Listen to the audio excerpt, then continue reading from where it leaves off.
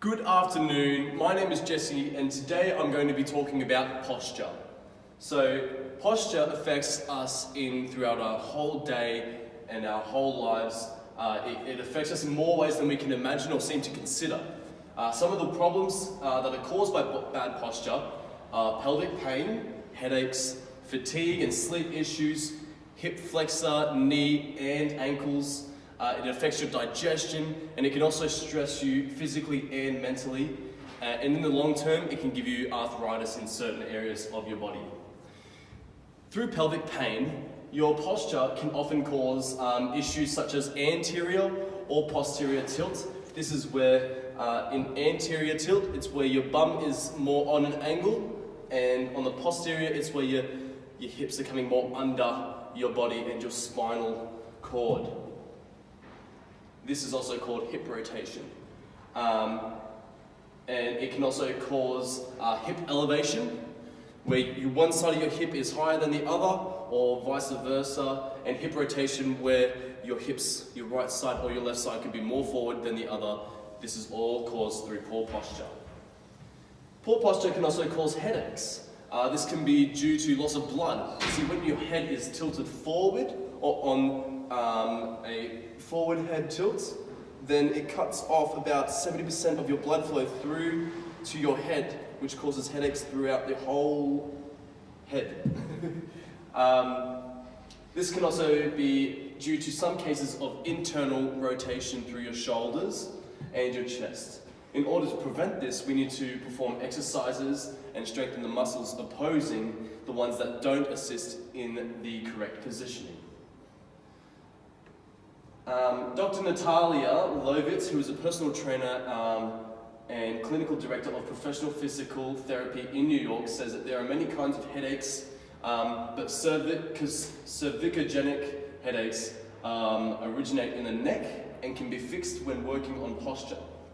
These headaches start in the base of your neck and radiate upwards.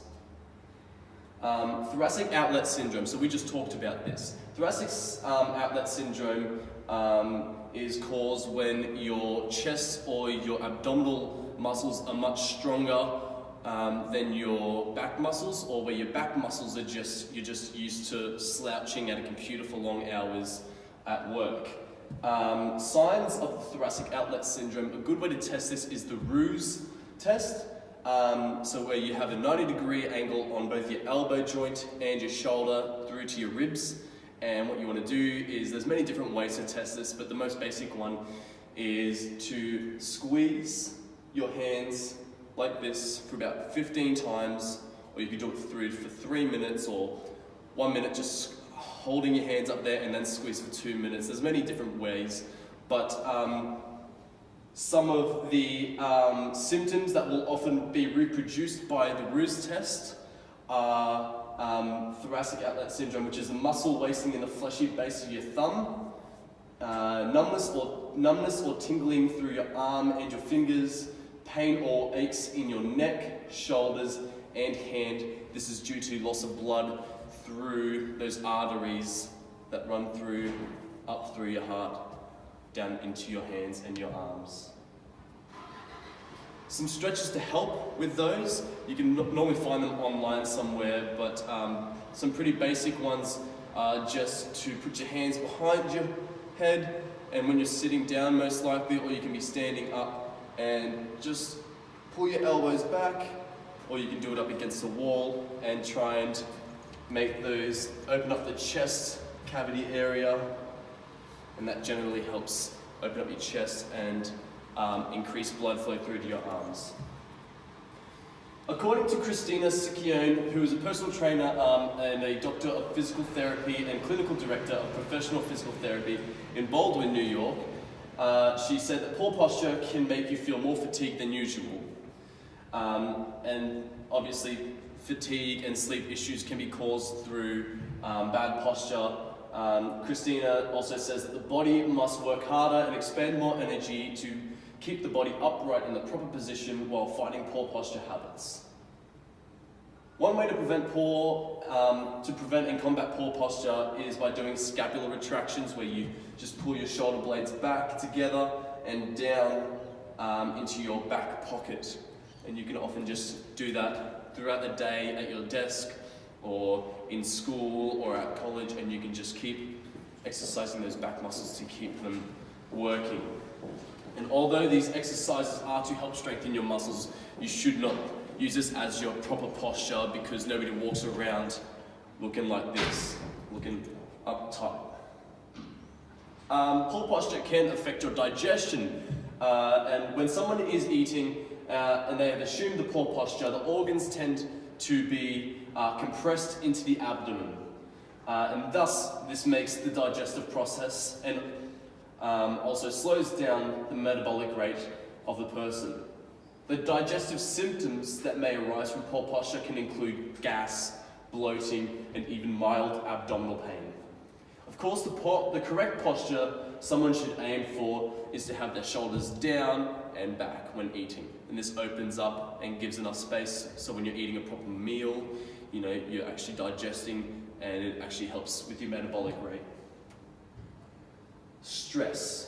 So this is a common factor in most people's lives in this day and age, and a lot of people believe that if other people are not as stressed as they are, then they are not working as hard as they are, but in fact it could be that they just have better techniques and work as smart as they do hard. In a study in the Department of Psychological Medicine, the University of Auckland and the Bioengineering Institute, the University of Auckland, they had 74 participants, and they each halved the participants into two groups where they either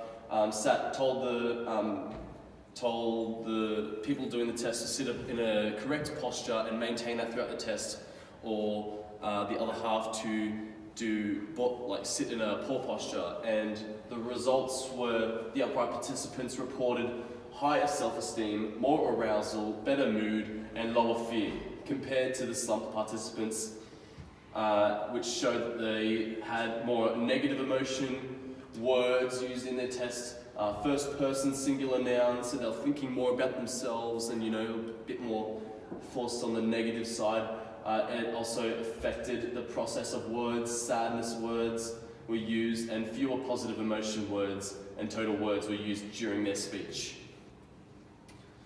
In the long run, arthritis can be caused by poor posture. The Organisation of Arthritis Research in the United Kingdom explains that in the long run, poor posture can lead to joint pain and arthritis and can be detrimental to your health. We can often easily change our posture and how we hold ourselves. This can prevent future joints being frail, and mobility in those joints can, this also brings the backtrack of mobility in their joints to be very limited. The only way to prevent this all being a possibility is to make the small changes and do regular mobility work, stretching, and exercises that will ensure you to prevent any future issues. And that is all for today. Thank you.